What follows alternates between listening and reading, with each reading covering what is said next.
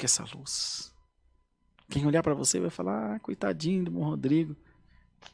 Olha para você ver que dó. Mas se Cristo olhar para mim e dizer, meu servo, você é ruinzinho, mas tá bom, do jeito que tá bom. Eu estou feliz que você... Já pensou? Ou é isso que importa, ou não é. A gente precisa parar de ser hipócrita.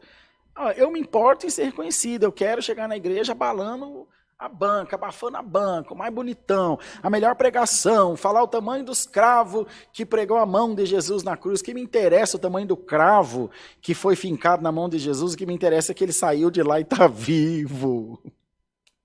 Glória ao nome do Senhor, e está vivo. Quem foi levar flor na sepultura dele? Onde é o túmulo de Jesus?